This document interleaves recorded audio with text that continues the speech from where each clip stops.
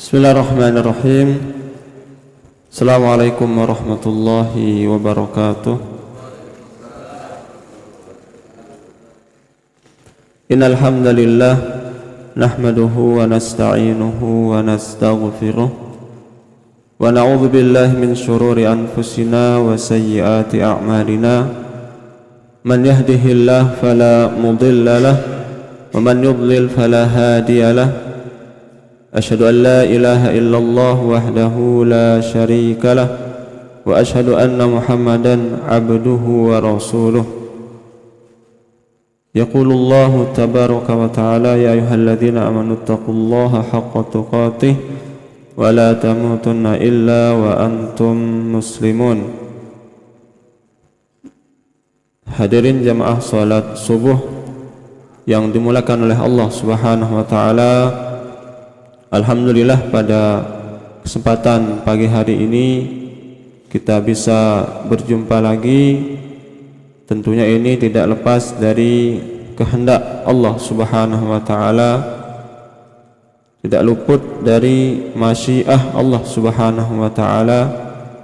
Kemudian selawat dan salam tercurah kepada Rasulullah sallallahu alaihi wasallam, yang mana beliau adalah uswah atau qudwah kita, panutan kita, suri tauladan dalam kehidupan kaum muslimin.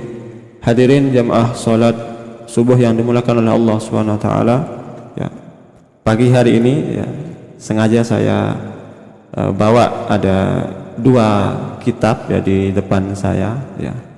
Nanti ya, kitab ini yang kitab tidak asing di sebagian para penuntut ilmu. Kitab ini kitab bermadhab Syafi'i.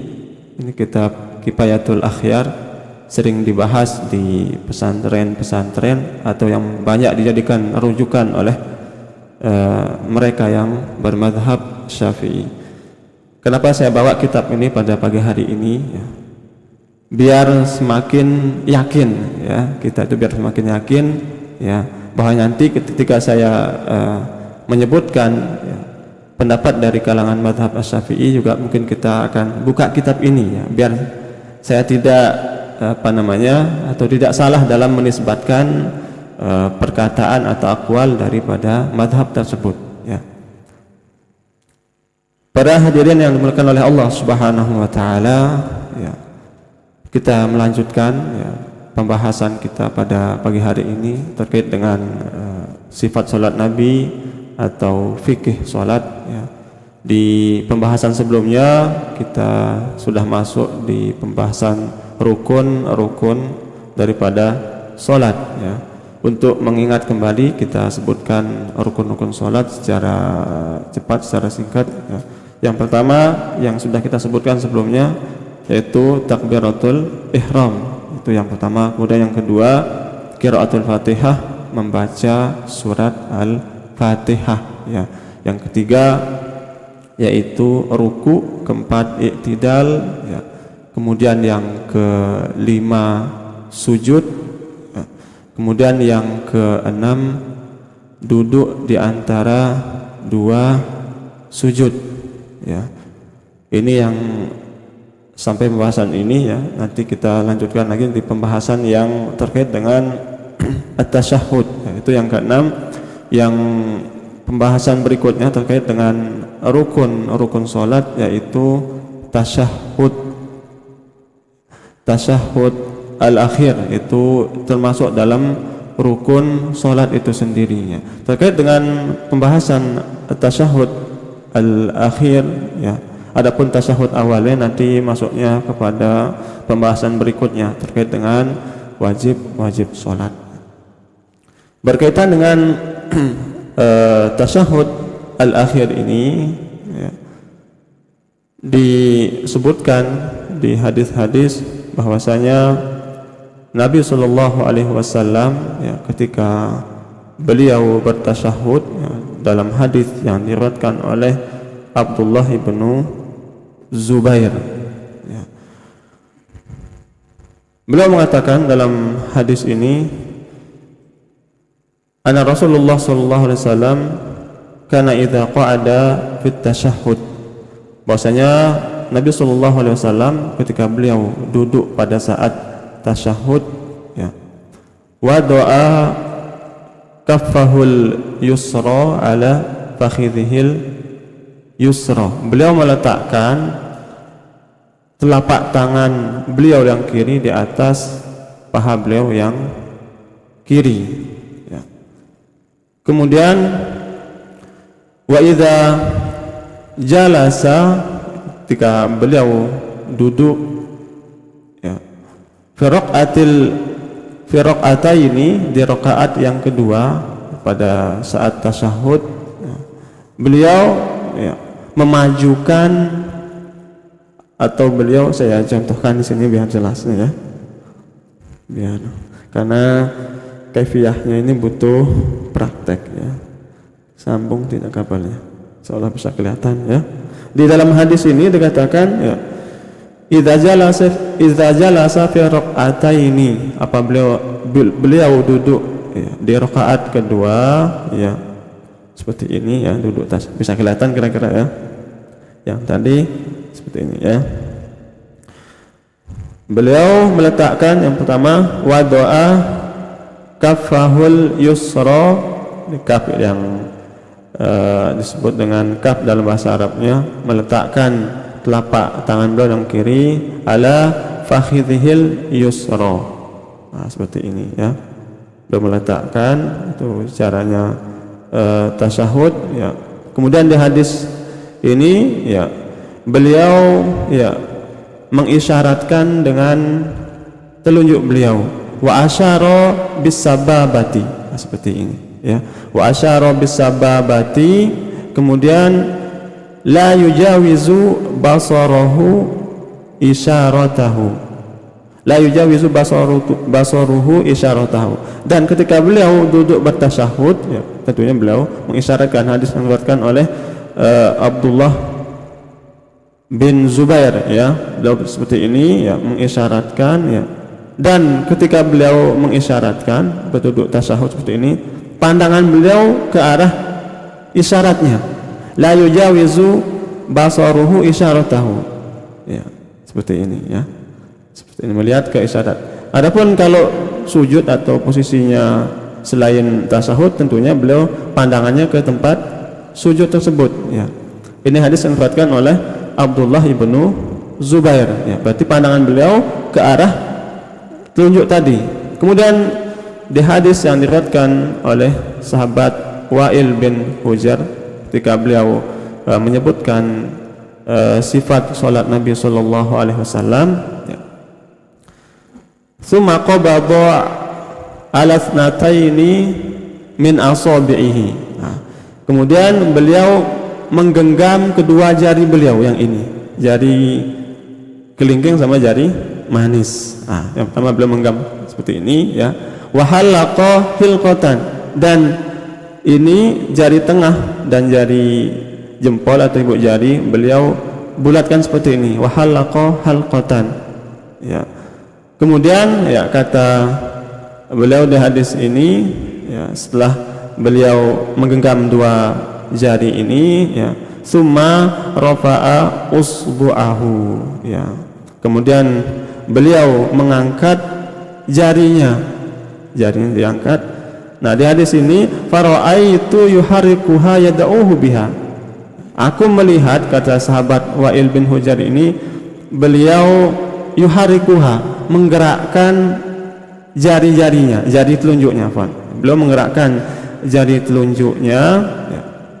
Kata para ulama, kalau kita kembalikan ke kitab-kitab fikih, di sini tahrik khafif, gerakannya juga tidak terlalu cepat, tidak seperti ini, ya. Kalau kita mungkin ada pembahasan yang lain, ya, mungkin gerakan, tapi kalau saya baca tahrik khafif, ya. Begitu juga pendapat ini, pendapat dari Syekh Shalih Al Utsaimin, ya, beliau menggerakkannya pelan-pelan. Makna yad'uhu biha, beliau berdoa dengannya, ya, yaitu ketika tasyahud itu tentunya ada doa-doa di situ, ya, dari at-tahiyatu lillah was-salawatu wat-thayyibatu assalamu alayka. Itu sudah mulai doa. Assalamu alayka ayyuhan nabi wa rahmatullahi wa barakatuh. Assalamu alayna wa ala ibadillahis salihin. Beliau gerakkan. Setiap ada jumlah doaiyah maknanya assalamu alayka ayyuhan nabi wa rahmatullahi wa barakatuh. Assalamu alayna wa ala ibadillahis salihin. Beliau gerakkan. Itu makna yada'uhu biha, ya. Kemudian juga ya terus diangkat, ya. Kemudian nanti ya ketika salat Allahumma sholli ala Muhammad, ini juga doa. Salawat itu maksudnya doa, ya.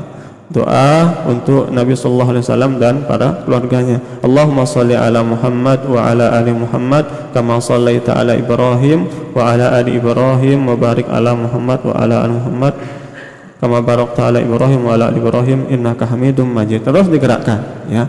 Kemudian juga ketika doa, misalnya doa yang diriwayatkan oleh Abu Hurairah, idza tashahhadu ahadukum, ya, falyasta'idz min arba, kata Nabi sallallahu alaihi wasallam, apabila salah seorang kalian bertasyahud, ya, maka hendaklah dia meminta perlindungan dari 4 hal. Allahumma inni a'udzubika min adzabil qabri wa min fitnatil masiihid dajjal, dan seterusnya. Terus berdoa seperti ini, ya, berdoa digerakkan. Itu hadisnya yang diriwayatkan oleh Wa'il bin Hujr, ya, tentang kaifiyah atau tata cara bertasyahud, ya. Kemudian ya terkait dengan tasyahud ini juga ini pembahasannya agak lumayan panjang, ya. Kalau meskipun di sini, ya, kalau kita lihat pendapat yang lain seperti Syekh Al-Albani, kalau kita melihat pendapat beliau, ya, cara menggerakkan, kata beliau, kalau beliau mengatakan menggerakkan itu ke kiri kanan, bukan turun ke atas. Itu pendapat Syekh Al-Albani rahimahullah. Kalau turun ke atas namanya ar-raf'u wal khafdu, ya. Tapi kata beliau ke kiri ke kanan menggerakkan. Nah, ini lain lagi nih versinya, ya, riwayatnya, ya. Itu kata Syekh Al-Albani rahimahullah, ya. Ya. Kemudian diriwayatkan, ya, terkait dengan tasyahud ini juga hadis berikutnya, ya, hadis yang diriwayatkan oleh Abu Humaid As-Sa'idi, ya, yaitu ketika Nabi sallallahu alaihi wasallam, ya, idza jalasa fi raq'ataini, ya, apabila beliau duduk di rakaat kedua, ya, untuk bertasyahud, berarti di sini hadisnya secara umum, ya, ketika beliau duduk di rakaat kedua. Idza jalasa fi raq'ataini, ya, jalasa ala rijlihil yusra. Kemudian beliau duduknya seperti ini, ya. Beliau duduknya namanya duduk iftiras. Beliau duduk di atas kaki kirinya. Jalasa ala rijlihil yusra wa nasabal yumna. Kemudian kaki kanan beliau diangkat. Ini namanya duduk iftiras, ya. Berarti hadis ini agak umum, ya. Hadis ini agak umum, perlu kita pahami, ya. Kemudian wa idza jalasa fi raqatil akhirati, dan apabila beliau duduk di rakaat terakhir, ya, qaddama rijlahul yusra, beliau memajukan kaki kanannya. Nah, ini namanya duduk tawarruk, ya. Beliau memajukan kaki kirinya kalau beliau duduk untuk bertasyahud, ya, yang terakhir, idza jalasa fi raqatil akhirah, di hadis ini, ya.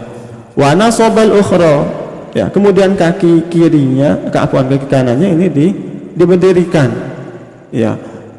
Wa qa'ada ala maq'adatihi, kemudian, ya, punggung beliau atau pantat itu menyentuh ke lantai secara langsung. Ini hadisnya diriwayatkan oleh sahabat Abu Humaid As-Sa'idi, ya. Hadis ini dikeluarkan oleh Imam Bukhari di dalam kitab Sahih beliau, ya. Maka dari hadis-hadis ini, ya, maka timbullah perselisihan pendapat di kalangan para ulama, timbullah perbedaan yang panjang di kalangan para ulama. Ya. Ketika duduk tasyahud, ya, saya sebutkan di antara mazhab dalam hal ini, ya, yang pertama mazhab Hanafi dalam hal ini. Dalam mazhab Hanafi ketika duduk tasyahud itu, baik tasyahud awal maupun tasyahud akhir itu, beliau mengatakan duduknya iftirosh. Duduk iftirosh itu duduk di atas kaki kiri dan mendirikan kaki kanan. Dalam mazhab Maliki, ya, duduk pada saat tasyahud itu, baik tasyahud awal maupun tasyahud yang kedua, duduknya secara tawarruk. Tawarruk itu artinya apa? Memajukan kaki kiri tadi, ya, majukan kaki kiri tadi dan kaki kanannya diberdirikan, ya. Dalam mazhab yang ketiga mazhab Asy-Syafi'i dan yang keempat mazhab Hambali, ya, tidak ada perbedaan. Nah, di sini mazhab Syafi'i dan mazhab Hambali dalam hal ini, ya, tidak ada perbedaan jika tasyahudnya dua kali, ya. Kalau tasyahud pertama berarti duduknya secara iftirosh, artinya, ya, duduk di atas kaki kiri dan mendirikan kaki kanan. Karena hadisnya tadi, hadis yang kita dengarkan tadi, riwayat dari Abu Humaid As-Sa'idi, ketika duduk di rakaat pertama, ya, beliau bertasyahud itu duduk di atas kaki kiri beliau dan mendirikan kaki kanan. Dan di rakaat terakhir, wa idza jalasa fi raqatil akhirah qaddama rijlahul yusra, ya, wa nasobal yumna, beliau memajukan kaki kirinya dan mendirikan kaki kanan. Maka dalam mazhab Asy-Syafi'i dan mazhab Hambali, ya, tasyahud itu, kalau tasyahud pertama dengan cara iftirosh, kalau tasyahud terakhir dengan cara tawarruk. Tidak ada perbedaan. Yang menjadi perbedaan di antara kedua mazhab ini apabila tasyahudnya satu kali. Ini yang menjadi perbedaan, ya. Kalau tasyahudnya satu kali dalam mazhab Hambali, ya, atau tasyahud akhir, ya, baik itu sholatnya 3 rakaat, ya, seperti sholat witir misalnya, atau yang sholat tarawih 4 rakaat, ya, 4 rakaat 1 salam. Dalam mazhab Hambali tetap, ya, duduk tasyahudnya secara iftirosh, ya, duduk di atas kaki kiri tadi dan mendirikan kaki kanan, ya. Karena, ya, dalil beliau potongan hadis tadi, ya, wa idza jalasa fi raqatil akhirah, akan hadis sifatnya umum. Apabila beliau duduk di rakaat terakhir, ya, apabila beliau duduk, wa idza jalasa fi raqataini, apabila beliau duduk di rakaat kedua, ya, beliau duduknya secara iftirosh. Ini dalam mazhab Hambali, ya. Adapun dalam mazhab Asy-Syafi'i, ya, beliau mengatakan, ya, kalau itu tasyahud akhir, ya, baik sholatnya 2 rakaat maupun 3 rakaat maupun 4 rakaat, ya, maka duduknya dengan cara iftirosh, ya, itu dalam mazhab Asy-Syafi'i. Karena dalil beliau, ya, wa idza jalasa, ya, fi raqatil akhirati, ya, apabila beliau duduk di rakaat terakhir, ya, qaddama rijlahul yusra, beliau memajukan kaki kirinya, wa nasobal yumna, dan mendirikan kaki kanannya. Kan disebutkan di hadis ini, ya, wa idza jalasa fi raqatil akhirah, apabila beliau duduk di rakaat terakhir, ya. Dan kata ulama dari kalangan mazhab Syafi'i, ya, karena ketika seorang duduk di rakaat terakhir itu duduk dengan secara tawarruk, atau memajukan kaki kiri tadi karena tidak berdiri lagi. Duduknya seperti itu tuh lebih tenang, kata ulama dalam mazhab Asy-Syafi'i. Adapun ya duduk dengan cara iftirosh, duduk di atas kaki kiri itu ketika masih ada rakaat berikutnya lagi, ketika bangun dari tasyahud tersebut. Maka oleh karena itu dalam mazhab Syafi'i, kalau rakaatnya terakhir, saya ulangi ya, baik itu 2 rakaat maupun lebih ya, tetap duduknya secara iftirosh karena tidak bangun lagi ke rakaat berikutnya. Maka dalam hal ini ya, para jamaah yang dimuliakan oleh Allah Subhanahu wa taala, kalau kita melihat juga dalil yang diutarakan oleh mazhab Asy-Syafi'i juga lumayan kuat ya, karena memang hadis ini, hadis Abu Humaid As-Sa'idi ini sifatnya umum ya, sifatnya agak umum. Maka dalam hal ini ya, saya tidak mentarjih dalam hal ini ya, saya tidak mengatakan pendapat ini yang lebih kuat, saya tidak mengatakan demikian. Dan tentunya ini dalam masalah ijtihadiyah ya, dalam masalah ini ya, bagi yang mau mengambil pendapat madhab Imam Ahmad bin Hambal atau Hambali juga silahkan ya, bagi yang mau mengambil pendapat di kalangan madhab Asy-Syafi'i juga monggo ya, sama-sama kuat dalilnya, pendalilan sama-sama kuat ya. Artinya dalam hal ini kata para ulama dalam fikih itu, kalau kita belajar fikih itu yang mana perkara itu dalam ranah ijtihadiyah yang boleh berselisih pendapat ya, kita harus tasamuh. Tasamuh itu toleransi ya, kita agak jangan terlalu mengatakan oh kamu ini salah. Kalau masalahnya masalah ijtihadiyah ya, tentunya masing-masing ada dalilnya, patokan hukumnya ya, itu cara kita menyikapi masalah ini ya. Kalau ya permasalahannya masalah ijtihadiyah yang ada khilaf padanya ya, karena tidak, tentunya yang harus kita pahami, tidak semua masalah fikih itu boleh khilaf. Ada masalah fikih itu yang sifatnya ijma'. Ijma' itu artinya sepakat. Kalau sudah ijma', nggak boleh diselisihi lagi. Mungkin sudah kita sebutkan sebelumnya tentang hukum sholat 5 waktu. Nggak boleh kita selisih, nggak boleh mengatakan oh ini hukumnya sunnah, oh ini hukumnya wajib. Karena sudah ijma', hukum sholat 5 waktu itu adalah fardu wajib. Begitu juga dengan haramnya khamar. Jangan ada lagi mengatakan begini-begini, sudah menjadi ijma' khamar haram, nggak boleh diselisih lagi. Nggak boleh mengatakan oh khamar itu hukumnya belum sampai ke derajat haram, hanya makruh. Ini sudah menyelisihi ijma', salah dalam hal ini ya. Itu terkait dengan tasyahud ya. Begitu juga dengan menggerakkan apa namanya tadi, sababah atau telunjuk ya. Maka dalam masalah ini insyaallah luas ya, luas dalam masalah ini. Kemudian yang berikutnya, rukun berikutnya adalah setelah tasyahud al-akhir ya, yaitu duduk di antara tasyahud. Itu duduk untuk bertasyahud akhir itu juga bagian daripada rukun salat itu sendiri ya, juga yang rukun yang ke-8 ya. Kemudian setelah itu rukun yang berikutnya adalah at-taslim ya, salam ya. Assalamualaikum warahmatullahi, assalamualaikum warahmatullahi.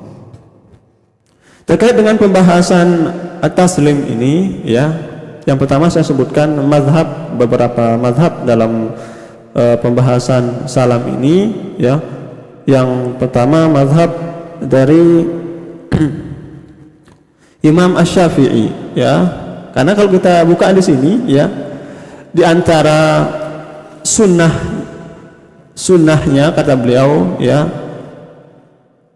yaitu salam ke kiri atau salam yang kedua, itu hukumnya sunnah ya. Adapun salam yang pertama ke kanan itu yang rukun, itu yang harus. Adapun salam yang ke kiri itu hukumnya sunnah kata beliau. Kita lihat di sini ya, biar saya tidak salah dalam menyebutkan ya. Di sini disebutkan di antara sunnah-sunnahnya wa ba'da dukhuli fiha syai'an, setelah orang salat itu ya di antara sunnahnya at-tasyahhudul awwalu wal qunutu fis subhi wa fil witri fil nisfil akhiri min syahri ramadan. Di antara sunnah-sunnah salat itu yaitu tasyahud al awal ya, kemudian apa ini wajibnya ya, kemudian ya, dalam mazhab Asy-Syafi'i ini wajibnya atau sunnahnya afwan ya, kemudian juga kunut disebutkan ya, kemudian juga witir ya di pertengahan bulan Ramadan ya. Ini terkait dengan sunnah dalam sholat ya.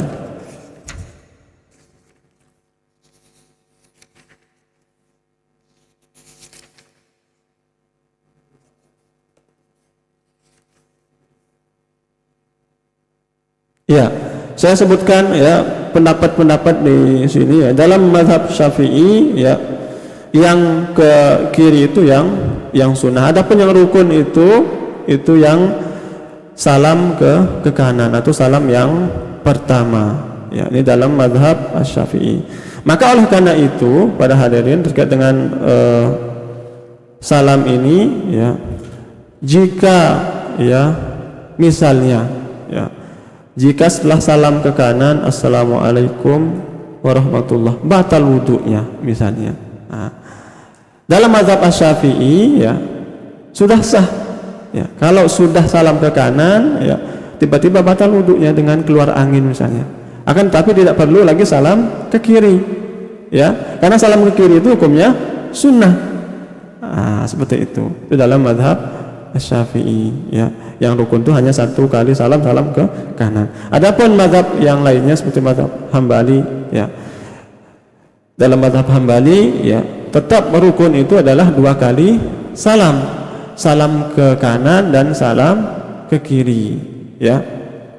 Hadisnya ya diriwayatkan dari Amir bin Sa'd bin Abi Waqqas radhiyallahu anhu ya. Dijelaskan dalam hadis ini ya, anna Rasulullah sallallahu alaihi wasallam ya, bahwasanya Rasul sallallahu alaihi wasallam kana yusallimu an yaminihi wa yusallimu an yasarihi, bahwasanya Nabi sallallahu alaihi wasallam salam ke kanan dan beliau salam ke kiri. Nah, hadisnya yang diriwayatkan oleh Abdullah bin Sa'd bin Abi Waqqas ya. Hatta ara bayadha khaddihi, kata beliau, sampai aku melihat putihnya pipi beliau ya.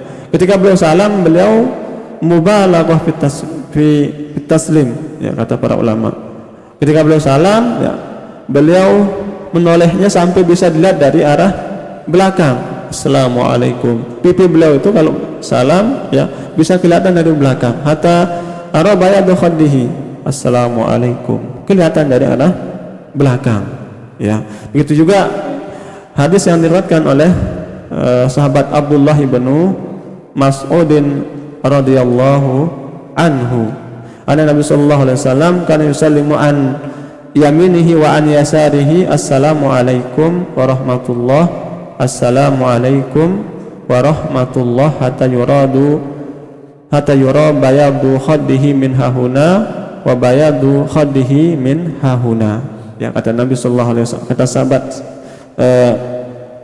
yang meriwayatkan hadis ini, bahwasanya Nabi sallallahu alaihi wasallam ketika salam beliau salam ke kanan dan beliau salam ke kiri dengan mengucapkan assalamualaikum warahmatullah, assalamualaikum warahmatullah ya, sampai kelihatan putihnya pipi Nabi sallallahu alaihi wasallam min hahuna, dari arah belakang ya, bisa kelihatan dari arah belakang ya. Kemudian dalam hal ini ya, apakah salamnya ya, bagaimana ucapan salam? Kalau kita melihat hadis yang diriwayatkan oleh Abdullah bin Mas'ud ini, ucapan salam dalam salam salat itu assalamualaikum warahmatullah ya, assalamualaikum warahmatullah, itu juga boleh. Itu yang pertama. Kemudian yang kedua ya, hadis yang diriwayatkan oleh Wa'il bin Hujr Ketika beliau menceritakan ketika beliau salat, ya, beliau mendengar Nabi SAW, ya, ketika salam yang ke kanan, Assalamualaikum warahmatullahi wabarakatuh. Nah, itu yang salam ke kanan. Kemudian salam ke kiri, Assalamualaikum. Sampai di situ, tidak ada wabarakatuhnya. Ini hadis diriwayatkan oleh Wa'il bin Hujr, boleh juga, ya. Kemudian yang berikutnya riwayat dari Jabir, seorang sahabat, Jabir bin Samurah, ya, ketika sholat Nabi mengatakan Assalamualaikum, Assalamualaikum. Nah, berarti dalam hal ini boleh, ya. Assalamualaikum warahmatullahi wabarakatuh, Assalamualaikum warahmatullahi wabarakatuh. Itu yang pertama. Assalamualaikum warahmatullahi wabarakatuh, ya. Kemudian Assalamualaikum, kemudian Assalamualaikum, Assalamualaikum, ya. Itu yang terkait dengan masalah salam, ya. Kemudian yang berikutnya, ya, terkait dengan tumakninah. Ini juga diantara rukun dalam sholat, ya. Yang perlu mungkin kita pahami apa ukuran dari tumakninah tersebut, ya.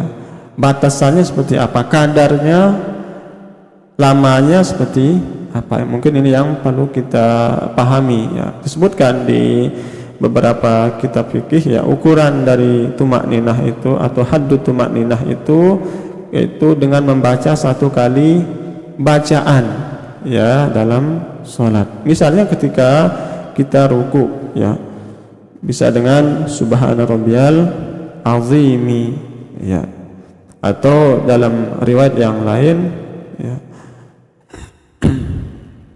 ketika seorang ruku Allahumma Rabbana ghfirli, Allahumma ghfirli, apa yang panjangnya saya agak lupa, ya. Bisa dengan bacaan subhanarabbiyal azimi, ya, bisa dengan bacaan panjang yang lain, itu juga boleh, ada hadisnya. Subhanakallahumma bihamdika rabbana Allahumma firli, itu yang panjangnya juga boleh.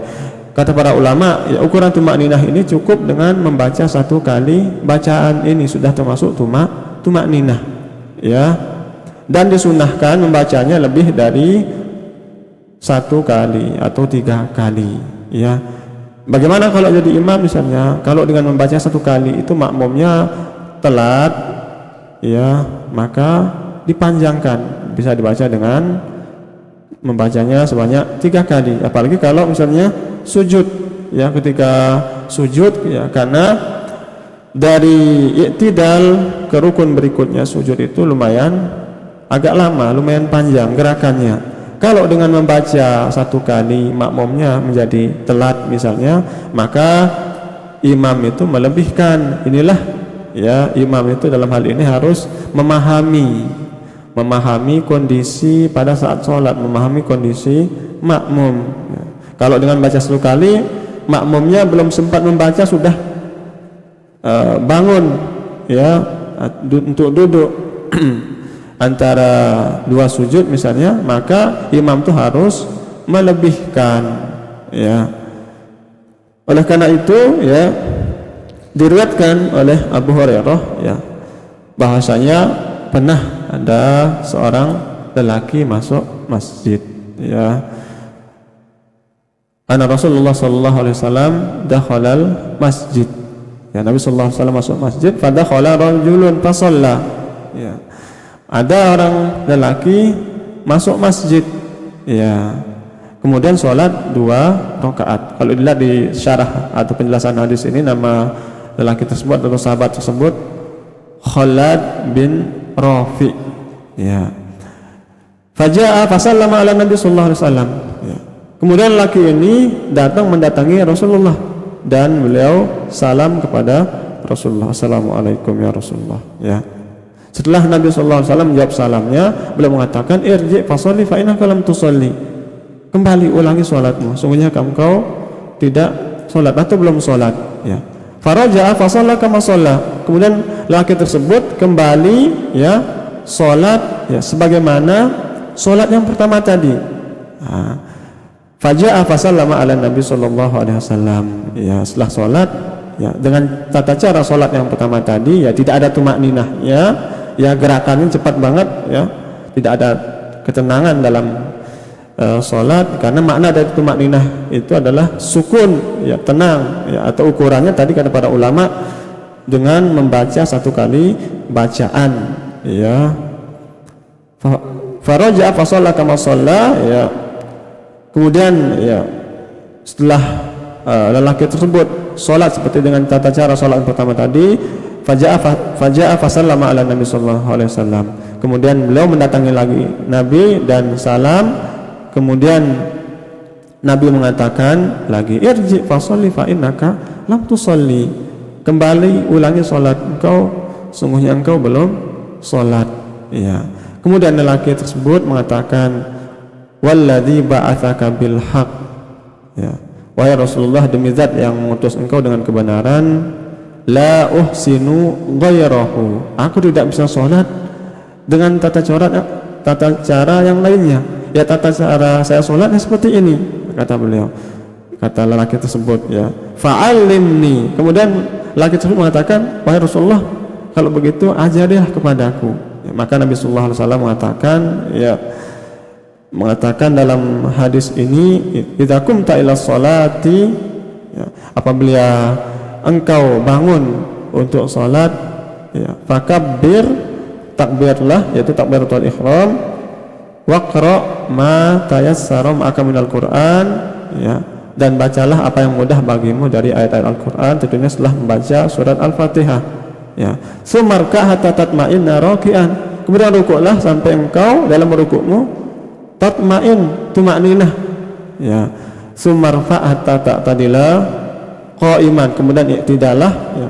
Yang pembahasan sebelumnya sudah kita bahas tentang i'tidal ya, sampai benar-benar posisi itu kembali kepada berdiri yang tegak, hatta ya'uda kullu faqar makanahu, sampai kembalinya tulang punggung ini kepada posisinya ya. Kemudian dalam hadis tersebut ya, Nabi mengatakan ya, sumasjud hatta tatma'inna sajidan ya, summa fa hatta tatma'inna jalisan ya, waf'al dzalika fi sholatika kulliha ya. Di akhir hadisnya Nabi sallallahu alaihi wasallam mengatakan, lakukan itu semua di salatmu, artinya harus tumakninah dalam semua rukun salat tersebut ya. Itu ukuran atau kadar daripada tumakninah tersebut ya. Kemudian yang rukun berikutnya setelah tumakninah adalah tartib ya. Tentunya ya rukun-rukun salat ini atau tata caranya harus tertib ya, tidak boleh mendahulukan sujud misalnya, dan seterusnya harus tertib ya, sesuai dengan urutannya, itu maksudnya ya. Ini yang terkait dengan rukun-rukun salat ya. Kemudian berikutnya di antara rukun salat juga adalah al-qiyam al-qudrah, yaitu berdiri ya jika mampu ya. Juga di antara rukun salat. Kalau salat fardu enggak boleh orang salatnya dengan cara duduk ya, harus dengan cara berdiri, kecuali salat sunnah ya. Di sini diperbolehkan ya, seorang itu sholatnya dengan cara duduk, akan tetapi ya dia mendapatkan setengah dari pahala jika saja sholatnya dilakukan, atau jika sholat itu dilakukan dengan cara duduk, yang mana ia mampu untuk melakukannya dengan cara berdiri ya. Dalilnya sholatul qa'im ala nisfi min sholatil qa'id ya, orang yang sholat dengan cara duduk itu setengah ya dapat pahalanya dibandingkan dengan cara sholat yang dilakukan dengan berdiri ya. Itu terkait dengan rukun-rukun sholat ya. Kemudian yang berikutnya ya para hadirin ya, terkait dengan wajib-wajib sholat ya. Di antara wajib-wajib sholat dalam hal ini ya, yaitu yang pertama adalah takbiratul intiqal. Takbiratul intiqal. Takbiratul intiqal itu takbir yang diucapkan selain takbiratul ihram, itu takbiratul intiqal ya. Dalam hadis yang diriwayatkan oleh Abu Hurairah radhiyallahu anhu anna Rasulullah sallallahu alaihi wasallam ya kana idza qama ila shalah yukabbir hina yaqum. Bahwasanya Nabi sallallahu alaihi wasallam ketika beliau berdiri pada saat salat, beliau berdiri untuk takbiratul ihram, ya. Summa yukabbiru hina yarka, ya. Pada saat beliau ruku juga beliau bertakbir, ya. Summa yaqulu sami Allahu liman hamidah hina yarfa'u sulbahu, dan beliau mengucapkan sami Allahu liman hamidah ketika beliau mengangkat tulang punggungnya. Ketika beliau seperti ini, sami Allahu liman hamidah, ya. Summa yaqulu wa huwa qa'im, kemudian beliau mengucapkan ketika beliau sudah i'tidal, sudah tegak, Allahumma rabbana walakal hamd, ya. Baru setelah berdiri tegak, rabbana walakal hamd. Nah, itu bacaan. Dalam hal ini, ya, ketika ucapan rabbana walakal hamd itu baik untuk makmum, ya, salat sendiri maupun imam, ya. Ucapannya rabbana walakal hamd. Adapun kalau jadi makmum, ya, ketika imam mengatakan sami Allah liman hamidah, cukup makmum mengucapkan, ya, rabbana walakal hamd. Karena dalilnya dalam hal ini ada dua hadis, ya. Yang pertama hadis yang diriwayatkan oleh Abu Hurairah radhiyallahu an, ya. Dari dalam hadis ini dikatakan, ya, inna maju'ilal imam liyu'tamma bihi, ya, sudah dijadikan imam itu dijadikan untuk diikuti. Idza kabbara fakabbiru wa idza raka'a farka'u wa idza qala sami Allah liman hamidah faqulu rabbana walakal hamd. Apabila imam itu mengucapkan sami Allah liman hamidah, maka katakanlah rabbana walakal hamd. Maka makmum itu mengucapkan rabbana walakal hamd. Wa idza sajada, ya, fasjudu, wa idza shalla jalisan fasallu julusan ajma'un. Apabila imamnya sholat secara duduk, maka makmum juga harus sholat secara duduk. Itu yang pertama. Yang kedua, hadis diriwayatkan oleh Ummul Mukminin Aisyah radhiyallahu anha, ya. Redaksi hadisnya mirip, ya. Redaksi hadisnya mirip, ya. Di hadis juga disebutkan wa idza qala sami Allah liman hamidah faqulu rabbana walakal hamd, ya. Kalau imam mengucapkan, ya, sami Allah liman hamidah, maka makmum mengatakan rabbana walakal hamdu, ya. Jadi ketika i'tidal, ya, makmum itu kalau sholatnya berjamaah cukup mengucapkan rabbana walakal hamd. Kalau sholatnya sendiri atau jadi imam, ya, maka tetap sami Allah liman hamidah rabbana walakal hamd. Itu terkait dengan takbiratul intiqal. Kemudian dilanjutkan dari hadis Abu Hurairah tadi, tsumma yukabbiru hina yahwi sajidan. Beliau juga bertakbir ketika, ya, ini harus kita pahami dengan tata cara takbiratul intiqal ini harus kita pahami, ya. Nabi dalam hadis ini tsumma yukabbiru hina yahwi sajidan, ketika beliau turun dari posisi i'tidal yahwi sajidan, Allahu akbar, itu baru pada saat itu takbirat intiqal, ya, takbiratul intiqal, ya. Maka oleh karena itu, ya, kalau kita lihat kembalikan di kitab-kitab fikih, ya, takbiratul intiqal itu tidak pas, ya, atau mungkin bahasanya keliru kalau sudah masuk ke rukun berikutnya. Misalnya sudah sempurna sujud baru Allahu akbar, ini tidak pas takbiratul intiqalnya. Karena takbiratul intiqal itu, intiqal artinya perpindahan, ya. Takbir yang diucapkan pada saat pindah dari rukun ke rukun berikutnya, bukan sudah masuk ke rukun berikutnya. Ini takbiratul intiqal, bukan sudah posisi kita sujud baru Allahu akbar. Maka ini tidak pas atau keliru, ya. Meskipun, ya, sebagian ulama mengatakan, atau mungkin Syekh Al-Albani rahimahullah, ya, boleh takbir intiqal pada saat awal, misalnya Allahu akbar atau Allahu akbar, ya. Meskipun akhir takbirnya pada saat dia sujud juga boleh. Namun yang kurang pas tadi itu ketika sudah masuk ke rukun berikutnya mulai takbir, ini yang keliru atau tidak pas ya. Bagaimana kalau jadi imam misalnya? Mungkin kalau jadi imam, kalau dia takbir di awal, mungkin karena makmumnya bisa saja mendahului, tidak boleh ya. Maka boleh seorang imam itu takbirnya ketika hampir posisinya sujud atau ketika hampir mendekati sujud, dia bertakbir, itu juga boleh. Karena Syekh Al-Albani rahimahullah mengatakan boleh takbiratul intiqal pada saat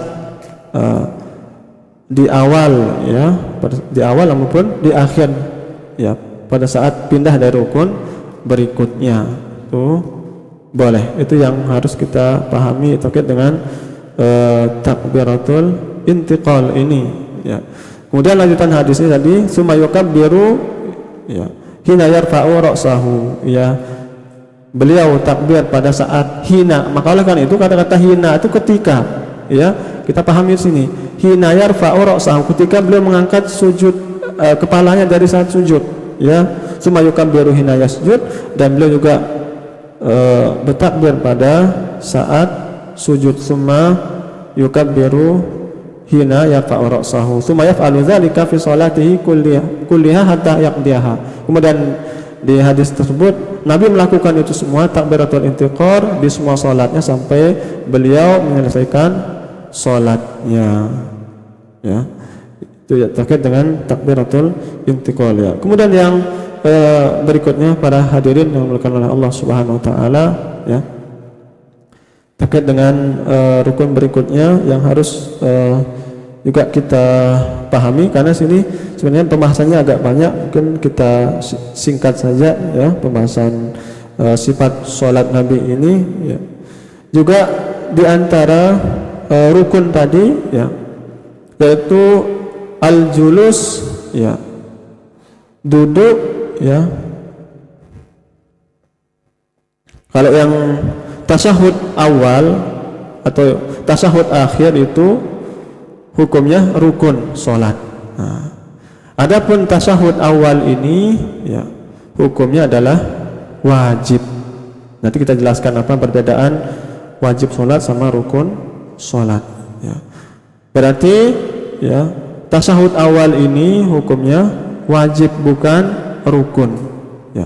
Oleh karena itu ya, ketika imam lupa misalnya ya, di rakaat kedua dia lupa untuk tasyahud awal ya, dia lupa tasyahud awal, dia berdiri. Kalau sudah posisinya sudah tegak berdiri, karena berdiri dalam sholat itu atau sudah mulai membaca surat Al-Fatihah, nggak boleh dia kembali duduk lagi ya, karena posisinya sudah masuk ke rukun berikutnya.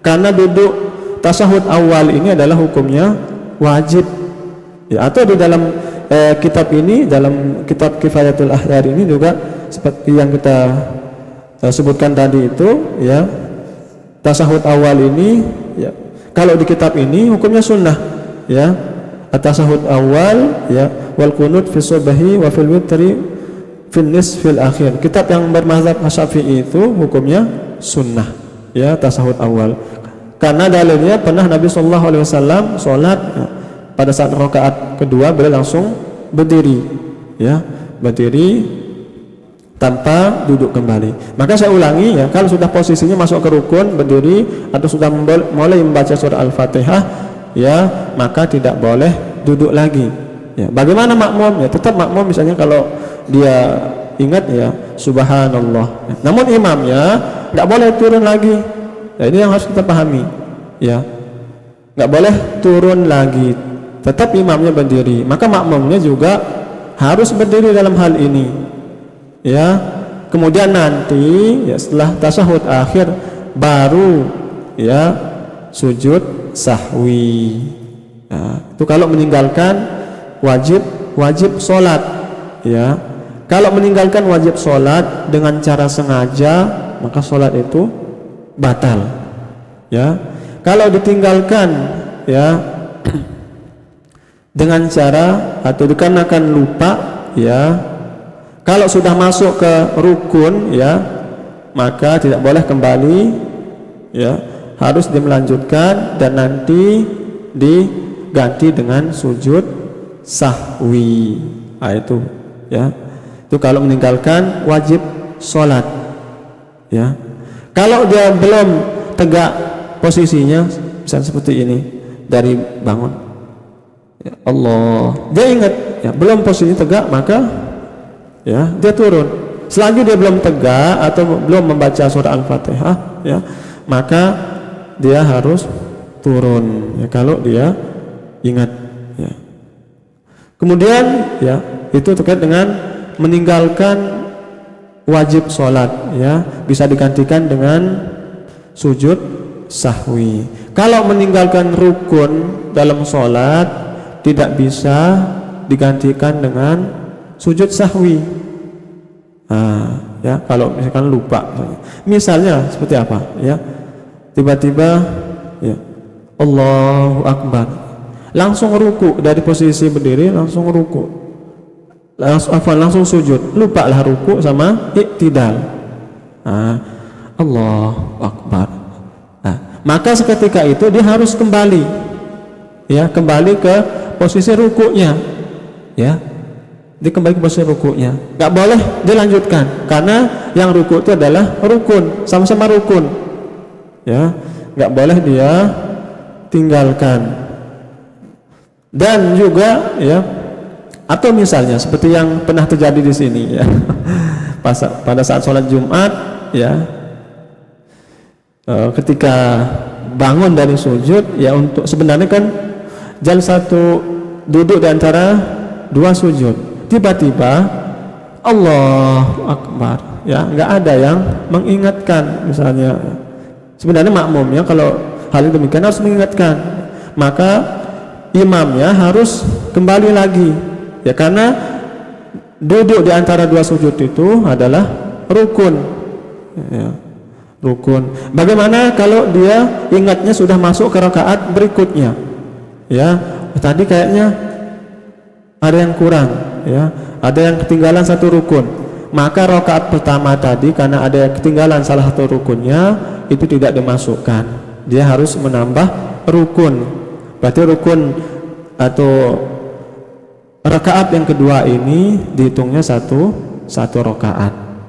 Kira-kira begitu ya, dihitung satu rakaat, berarti dia harus menambah rukun tadi kalau dia ketinggalan rukun di rakaat pertama ya, karena rukun itu ya tidak bisa ya dihilangkan atau tidak bisa digantikan dengan sujud sahwi ya. Baik yang meninggalkan rukun itu karena ketidaktahuan, seperti tadi kisahnya, ada orang yang sholat ya, dia meninggalkan rukun tumakninah karena mungkin tidak ketahuan ya, sahabat tadi ya, Nabi tidak memberikan uzur dalam hal ini. Atau dia meninggalkan rukun itu karena lupa ya, tidak bisa juga digantikan dengan sujud sahwi ya. Atau kurang rakaatnya misalnya ya, biasanya pas saat sholat maghrib misalnya, karena dia masbuk misalnya, imamnya salam dia juga ikut salam, padahal dia masbuk satu rakaat, berarti dia meninggalkan satu rakaat yang mana itu adalah rukun. Kalau halnya demikian, kalau dia ingat ya setelah itu, maka dia harus menambahkan satu rukun lagi, dia tambahkan tanpa takbiratul ihram ya, dia harus kembali di posisi berdiri ya, pada umumnya baca surah Al-Fatihah ya, kemudian ruku, sujud dan seterusnya. Itu kalau meninggalkan salah satu rakaat ya. Itu terkait dengan pembahasan wajib sholat juga ya, ringkasnya ya, wajib sholat ini ya, semua bacaan ya, baik pada saat ruku ya, sujud ya, kemudian iktidal, itu adalah masuknya kepada wajib sholat ya. Kalau ditinggalkan ya karena lupa ya, maka dia harus sujud sahwi, Kalau ditinggalkan secara sengaja ya, ini membatalkan sholat ya. Bagaimana kalau sholatnya berjamaah ya, misalnya makmumnya lupa bacaannya ya, apakah dia harus sujud sahwi atau tidak? Kata para ulama di sini, maka tidak perlu dia sujud sahwi kalau sholatnya berjemaah. Maka itulah keutamaan daripada sholat berjemaah, ya. Kadang ada kekurangan-kekurangan, ya, itu karena ada sholat jemaah, dilakukan sholat itu secara berjemaah, itu yang bisa menutupi. Adapun kalau dia sholat sendiri, ya, maka dia harus sujud sahwi. Wallahu a'lam bissawab, ya. Insyaallah untuk pembahasan sholatnya insyaallah kita cukupkan insyaallah, ya. Meskipun nanti kalau kita bahas fikih, ya, tentunya panjang, ya. Pembahasan sholat ini juga tidak cukup dengan 1 atau 2 kali pertemuan. Belum kita masuk nanti, ya, makruhatus sholat atau mayukrahu fis sholat, apa saja yang dilarang ketika sholat atau yang dimakruhkan. Belum kita masuk lagi ke pembatal sholat. Atau sebelum saya tutup, ya, kita sering melihat mungkin, ya, ada pertanyaan, ya, terkait dengan al-qiyam, ya. Saya sebutkan, ya, ada beberapa pendapat ulama, ya, ketika kita sholat, ya, boleh seperti ini, ya, boleh seperti ini, atau boleh seperti ini, ya. Yang tidak boleh seperti ini atau kayak begini, kayak orang foto, ya, itu tidak boleh, ya. Dalam mazhab Hambali, ya, saya lihat di kitab ini, ya, dalam mazhab Hambali itu meletakkannya di bawah perut, sehingga ada yang meletakkannya di bawah perut, ya. Ini juga ada dalam mazhab Hambali, ya. Dalam mazhab Syafi'i antara dada dengan pusar meletakkan tangan, ada dengan pusar, ya.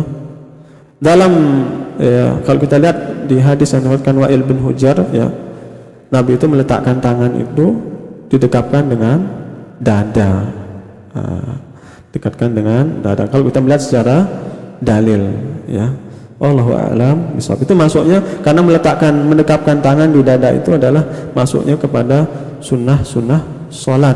Artinya kalau tidak dilakukan, ya, sholat itu tetap sah.